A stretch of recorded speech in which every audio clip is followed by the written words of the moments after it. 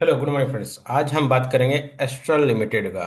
ठीक है कि कंपनी करती क्या है, इस सब बारे में बारीकी से जानकारी लेंगे कि इसमें हमें ट्रेड करना चाहिए या नहीं करना चाहिए।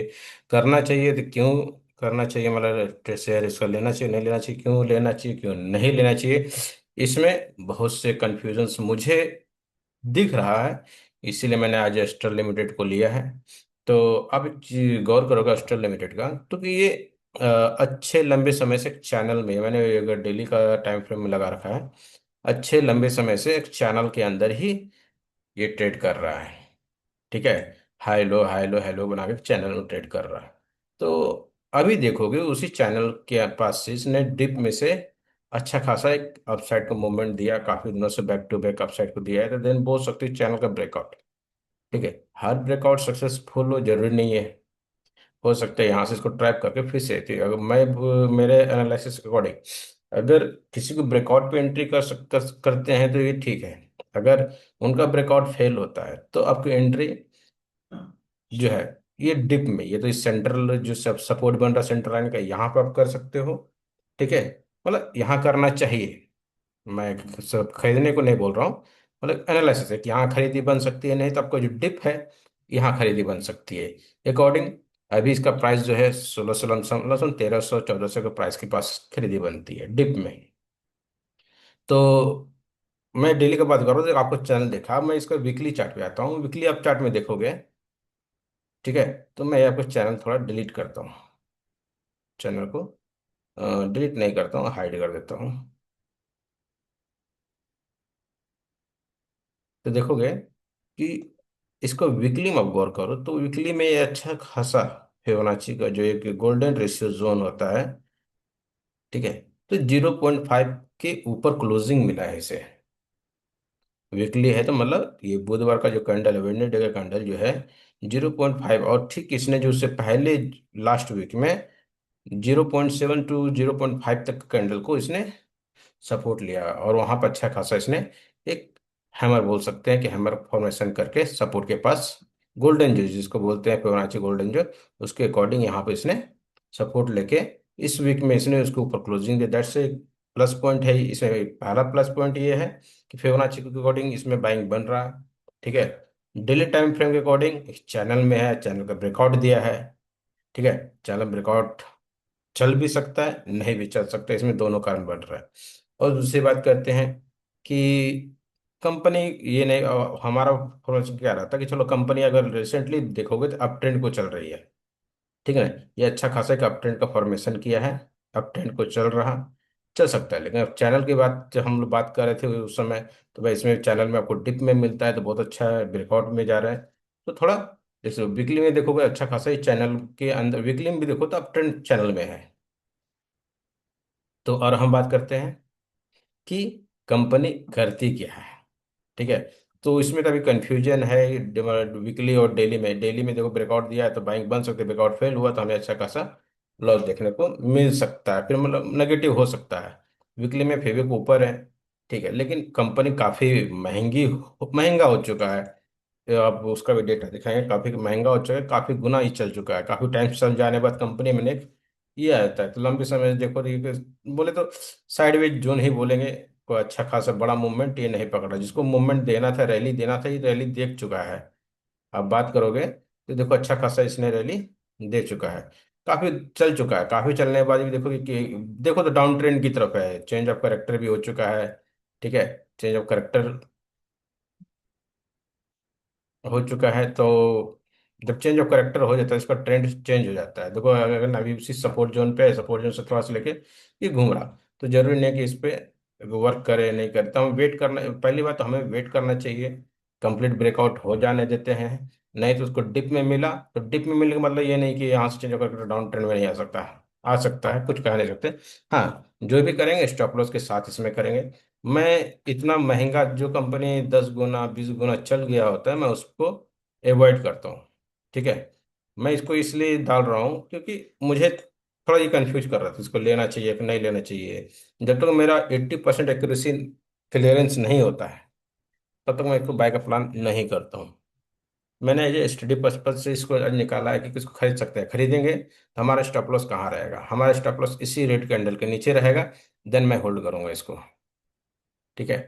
तो अब हम बात करते हैं कि इसमें इसका फंडामेंटल क्या बोलता है।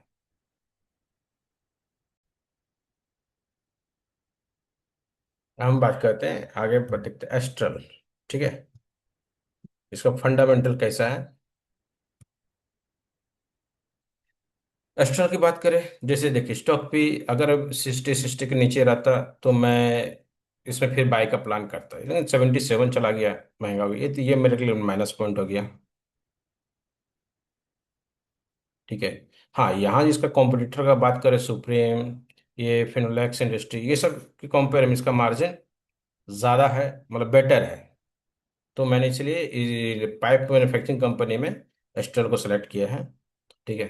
तो दूसरी बात को देखते हैं, देखिए पाइप, ये पाइप बनाती है। ठीक है। तो मतलब क्या है कि कोई कंस्ट्रक्शन वर्क में इन्वॉल्व है, और कंस्ट्रक्शन का वर्क कभी रुकेगा नहीं। तो मतलब ये है कि दो, ये आगे भी चलेगा क्योंकि लेकिन उतना अच्छा मूवमेंट देगा ये जरूरी नहीं है। हाँ, ये मार्केट को रिस्पेक्ट करते हुए, अगर मार्केट डाउन होता है तो डाउन जाएगा। ठीक है। तो इसे इसका है, क्योंकि अब देखो ये सेल्स तो क्वार्टरली में देख रहा हूँ, तो क्वार्टरली देखो तो इसका सेल्स ग्रोथ कुछ खास नहीं हुआ, पिछला दिसंबर में हुआ था। तो देन पिछले साल भी अच्छा खासा है, ऐसा नहीं कि डबल हुआ हो। ठीक है। डबल कहीं हुआ नहीं, 1600 करोड़ से -1300 करोड़, फिर 1500 करोड़, फिर 1500 करोड़, मतलब वो काफी लंबे समय से एक ही रेंज में चल रहा है। अगर इसका सेल्स ग्रोथ इंक्रीज किया होता काफी 2 क्वार्टर में, तो इसमें सोचते थे, इसमें सिर्फ 2026 में ही दिखाया है कि इसने 1500 करोड़ से 2000 करोड़ गया है। प्रॉफिट का बात करें तो प्रॉफिट भी कुछ ऐसे, बस लास्ट में ही देखो तो दिखा रहा प्रॉफिट, अदर पे पीछे देखो तो उसी रेंज में चल रहा। तो दैट्स, ऐसा नहीं कि इसका प्रॉफिट बढ़ा है, जो बढ़ना था पहले, बहुत पहले बढ़ चुका है, अभी नहीं बढ़ रहा है। ऑपरेटिंग प्रॉफिट मार्जिन की बात करें क्वार्टरली, तो अच्छा खासा नहीं है, ऐसा नहीं कि एक होता है कि साइडवेज चलो इक्वल है, 15% 15%, 17, एक एक 2% का माइनस होता तो चलता। यहाँ क्या है कि 20% से 15% आ गया, 14% आ गया। या तो असेंडिंग में होना चाहिए, तो असेंडिंग में तो है नहीं, ये भी एक माइनस पॉइंट है। तो मुझे इसका ऑपरेटिंग प्रॉफिट मार्जिन भी ठीक नहीं लग रहा है। अब बात करें सालाना प्रॉफिट की। ठीक है। नेट प्रॉफिट की बात करें, नेट प्रॉफिट इसका इंक्रीज भी देखो तो पिछले कुछ सालों से उतना ही है, उसमें कुछ बढ़ोतरी नहीं हुआ, इंक्रीज नहीं हुआ उसी ऐसा नहीं कि 400 करोड़ था तो यहाँ 800 करोड़ हो गया, नहीं डबल हो गया, ऐसा नहीं है, इसका प्रॉफिट नहीं बढ़ा, प्रॉफिट नहीं बढ़ा, इसका सेल्स उतना खास हो नहीं रहा। ठीक है। अब मार्जिन की बात करें तो मार्जिन, चलो ये था 2015 से 2000, डबल नहीं हुआ। ठीक है। मार्जिन ग्रोथ देखो कई सालों से 2023 से लेकर इतने, चलो ये 4 साल का मैं बोलूंगा साइडवेज, ठीक है, मार्जिन कम नहीं हुआ, मार्जिन अच्छा बेच रहा। लेकिन सेल्स का बात करें, सेल्स तो उतना ही है, ज्यादा नहीं बढ़ा, बस इससे ज्यादा इसने सेल्स थोड़ा ज्यादा दिखाया, तो ऐसा नहीं कि अगले साल मतलब आगे चल के ये इसका सेल्स बढ़ सकता है, हो सकता है इसी रेंज में रह जाए। तो आपको इसलिए बोल रहा हूँ कि थोड़ा प्रॉफिटेबल उतना नहीं दिखा रहा है। सबसे बड़ी बात है क्या, कि रिजर्व, इसने सबसे बड़ी अच्छी बात है, इसने रिजर्व में पैसा रखा है। क्या ना, ऐसा कुछ आपदा उब्दा आए, कुछ शॉर्टेज आ गया, जैसा वॉर का आया, तो उसमें इसको कुछ इम्पैक्ट पड़ने वाला है, तो कुछ लॉसेस में आने वाला, तो नहीं, उसके लिए इसके पास इतने पैसे हैं, वो मैनेज कर सकता है। तो ये इन्वेस्ट कहाँ कर रहा है, इन्वेस्ट की बात करें फिर जैसे, तो पंप ये पाइप बनाती है। ठीक है। Pipe related, plastic component related बनाती है, तो इसमें इन्वेस्ट कर रही है किसमें, मशीन के ऊपर, मतलब इसके फिर प्लानिंग अच्छा है कि जितना ज्यादा मशीन का एक्सपेंशन होगा उतना अच्छा, उतना ज्यादा मैन्युफैक्चरिंग होगी, मैन्युफैक्चरिंग होगा तो प्रोडक्शन बढ़ेगा, तो प्रोडक्शन बढ़ेगा तो सेल्स भी बढ़ेगा। ये मशीन के ऊपर, मतलब इसका फ्यूचर और मतलब बोले लॉन्ग टर्म के अकॉर्डिंग इन्वेस्टमेंट के लिए बेस्ट लग रहा है, शॉर्ट टर्म के लिए नहीं। अब बात करते हैं कैश फ्रॉम ऑपरेटिंग एक्टिविटी, इसका बात करें तो बहुत अच्छा है इसका। ठीक है ना। रिसेबल डेज 39 हो, अभी देखो डिक्रीज हो गया है, पेबल डेज हो बढ़ गया है। जितना दिन इसके पास अगर अमाउंट रहता है, वो अच्छी बात है ना, वो यूटिलाइज कर सकता है, इन्वेंटरी डे भी कम हुआ है थोड़ा, ये पॉजिटिव है। तो लॉन्ग टर्म व्यू से लिए ठीक है, लेकिन शॉर्ट टर्म व्यू से हमें अब ये ठीक नहीं लग रहा। ठीक है। तो मैं चाहता हूँ आप भी अपने राय दें कि क्या करना चाहिए, नहीं करना चाहिए। ठीक है। मैं भी अब आप लोगों का एनालिसिस कंपेयर करूँगा कि क्या इसमें बेटर और मैं इम्प्रूव कर सकता हूँ।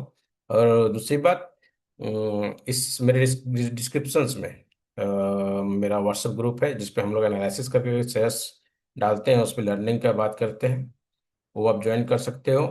और लाइक शेयर जरूर कीजिए, ताकि ज़्यादा से ज़्यादा लोगों पास लर्निंग जा सके। कोई पेड है नहीं, फ्री में भी है।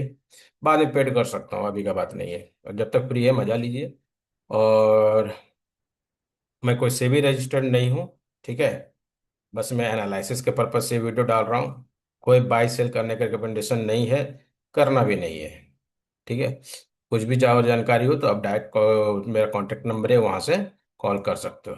Thank you.